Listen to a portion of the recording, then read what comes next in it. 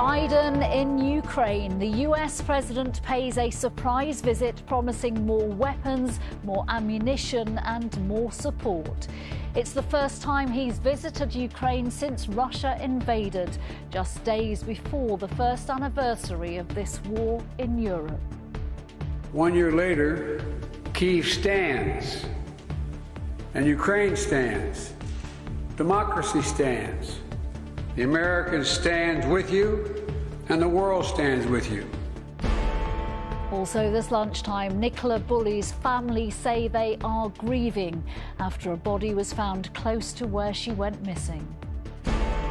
Strike UK, ambulance workers walk out again, why junior doctors could soon join them. And taking on the twits, does Roald Dahl really need a rewrite?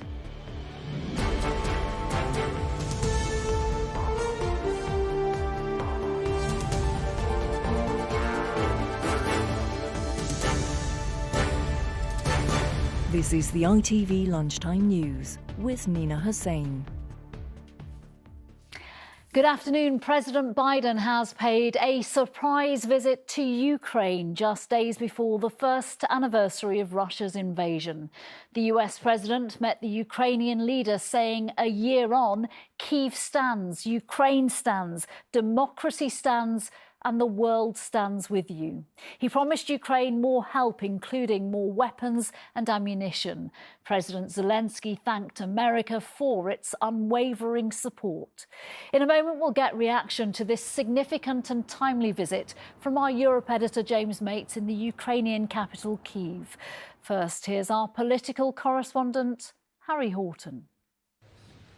After travelling in secret overnight, the US president arrived in Kyiv this morning in the strongest show of US support since the war began. This week marks the first anniversary of Russia's invasion and comes as Ukraine is asking for Western allies to increase their support. What we have to do to stop the war, to have success in this war, to make Ukraine more stronger, and how to win this year. This is my 8th trip. And much has changed, much of it bad with the invasion, but also the Ukrainian people have stepped up in a way that few people ever have.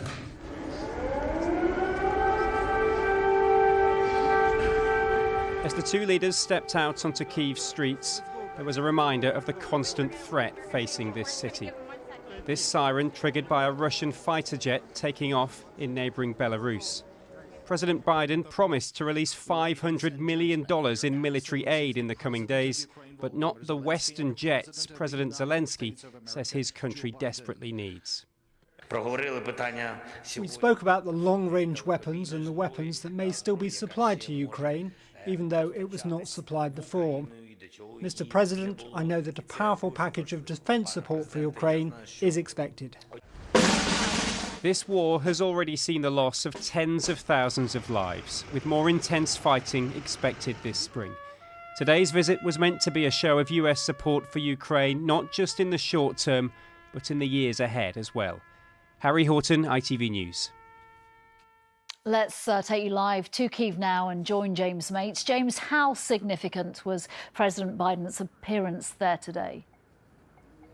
Well, it's very hard to overstate the significance of it. I mean, they obviously say that actions speak louder than words. President Biden could have reiterated long-term support in speeches in the past and in the future as often as he liked. None would have had the impact of those images of him and President Zelensky walking here as the sirens wailed in front of the Mikhailovsky Monastery, one of the most significant religious and political sites in Moscow. In Kyiv. In Moscow just yesterday, they were taunting President Biden on state television, saying, if you really supported Ukraine, you would visit Kiev. So they clearly never believed that an 80-year-old at considerable personal risk would ever do such a thing. We understand that when the visit was first discussed, President Zelensky said, well, let's meet on the Poland-Ukraine border, or if you really want to come to Ukraine, let's meet in the western city of Lviv. No, said President Biden, I want to go to Kiev. And late on Saturday night, he left dinner with his wife, went to the, Andrews Air Force Base, flew over here, then took a long train ride through an active war zone in order to get here, because he really understands the significance of him being here in Kiev itself. The Americans understand too that President Vladimir Putin loves anniversaries. He first visited occupied Crimea on the anniversary of VE Day, and then again on the 5th anniversary of the occupation. You know, a year ago this week, they would have been penciling into the Kremlin diary, visit Kiev to celebrate 1 year since its restoration to Moscow rule, as they see it. Not only is it not Vladimir Putin, it is Joe Biden who's here, and that will have pleased the Ukrainians a lot. James Mates, thank you very much. Thank you. Here, the family of Nicola Bulley say they are grieving after the news yesterday that a body was found close to where the mother of two went missing. The body hasn't yet been formally identified. Questions over Lancashire Police Force's investigation remain this lunchtime. Our correspondent, Rachel Younger, has the latest. For Nicola Bulley's young family, this weekend has brought fresh agony. 2 dog walkers calling the police early yesterday morning after spotting a body in the River Wye. Officers recovering it here just a few hours later, after 3 weeks of intensive searching by police and private divers. This was a chance discovery made by passers-by. Although the force has made it clear they are unable to say whether the body is that of Nicola Bulley, a community that was in shock is beginning to grieve. Very sad. You know, you can actually feel the energy around you, just so sombre, really, and sad. Feel for the little girls, don't we?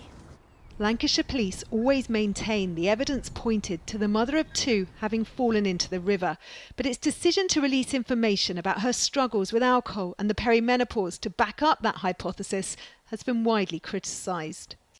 I did have concerns earlier in the week about some of the elements relating to the release of personal information of Nicola Bulley into the public domain. I raised those concerns with the Chief Constable. I wasn't wholly satisfied, I have to say, with some of the responses I got. But there may be worse to come. This is where Nicola's phone and dog were found on the day she disappeared. The body discovered yesterday was barely a mile away. Labour's leader welcoming an internal review into Lancashire's investigation, but calling for patience. Let's have that review and then we can see whether the judgments were the right judgments. In my experience, when I was Director of Public Prosecutions, very often when there is a review, some judgments which at the time didn't seem particularly appropriate are capable of being explained. There are big questions on how the police handled the huge public interest in this case. But all of that is dwarfed for now by the private grief of a family having to contemplate the outcome they'd so dreaded. Rachel Younger, ITV News. Our reporter Sangeeta Lal is by the River Wye for us this lunchtime. Obviously a very difficult time for her family and for the wider community as well. It really is. We're about a mile from where the body was found and no formal identification has taken place yet, but throughout this morning people have been laying flowers and tying ribbons around the bridge where she would often walk her dog, and I've actually spoken to some people who would see her on those walks. They said she was always very happy and smiling and would always chat as they passed by. But there is a real sense of sadness in this community. It seems that hope so many have been holding on to has disappeared, but it is a community that wants answers. Many people I've seen walking here are approaching officers patrolling, asking them what's happened, but it is a police force that many people are asking questions about too, not just about the search and why they revealed information about Nicola's health, but also about the fact they had contact with her before she went missing. In a press briefing, the police revealed that they visited Nicola's home 17 days before she went missing because of concerns about her welfare. That's when they also announced she had struggles with alcohol and the menopause. They've referred themselves to the Independent Office for Police Conduct. That contact is still being reviewed. But what today could bring is some closure for Nicola's family, who've been trying to find her for more than 3 weeks now. Sangeeta Lal, thank you. In the last hour, the ballot has shut for 45,000 junior doctors voting whether to follow other NHS workers by walking off the wards and onto the picket line over pay and conditions. Our health correspondent Martin Stew is outside University College Hospital for us this lunchtime. This could be another major development in the strikes taking place across Britain on the day that ambulance workers have walked out again today. Absolutely, Nina. Junior doctor could be a slightly misleading term. It's actually in a hospital setting, anything up to the level of consultant. So if they go on strike, it is a major disruption, and that's what we expect will be the outcome of this ballot. The upshot of that will be 3 days of strike action next month. I'm told by doctors that'll mean hospitals running on a skeleton staff with pretty much all outpatient appointments cancelled. Factor in all the strikes we're already seeing. We've announced last week nurses going on strike at the beginning of the month, including in cancer care and critical care. We've got more junior doctors going on strike as well. And today, ambulance strikes in Wales and several areas across the country. We've had picket lines out. Now, if you do have an emergency, you are still encouraged to call 999. If it's super urgent, the ambulances will still go as usual, but the less critical cases could see much longer delays. And unions are warning that this is just the start of potentially many more strikes to come over the next few months. If anything, we're further apart. We haven't met the minister for a month. There's no dates in a diary. Quite frankly, the government seem to have put their head in the sand and stopped listening. They need to understand that there's palpable anger amongst the NHS workforce. I think the government run the risk of ultimately forcing the unions into a position when we're going to have to ramp things up. It's not where we want to be. We were hoping by now we'd have a decent offer to put in front of our members, but they're not listening. Now, the government says it's putting record money into the NHS and that the pay awards they're offering have been recommended by an independent body. But at the moment, there shows no sign of this dispute backing down. Martin Stew, thank you. 2 weeks ago today, 2 earthquakes hit Turkey and Syria, killing around 45,000 people. Rescue efforts in Turkey have now stopped in all but 2 areas of the country. Sejal Karia is in the southern city of Adana now, where the search for survivors has ended. Sejal, how are conditions there now for those who did survive? Well, hopes are to find any more survivors are fading fast, and as you say, Turkey has announced that rescue efforts will stop in all but 2 of the hardest hit provinces. 845,000 apartments were destroyed and many people are still missing. Neither Turkey nor Syria have confirmed how many more are still unaccounted for, and it will be a monumental effort to rebuild those homes and buildings. Over the last couple of weeks, we've seen the uneven toll the disaster has had. Some buildings are standing but with collapsed roofs and shattered windows, and others have been completely decimated. And we've seen that the shock about the disaster has given way to anger and frustration, compounded by a delayed and disorganised emergency response, particularly in remote areas.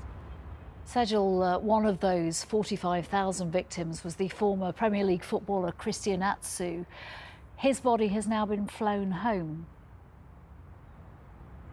That's right, his body has been flown home to Ghana, accompanied by his family. It arrived in the country yesterday evening and was met by a large and solemn military procession, and also by the country's vice president, who said that the footballer will be much missed and was very loved.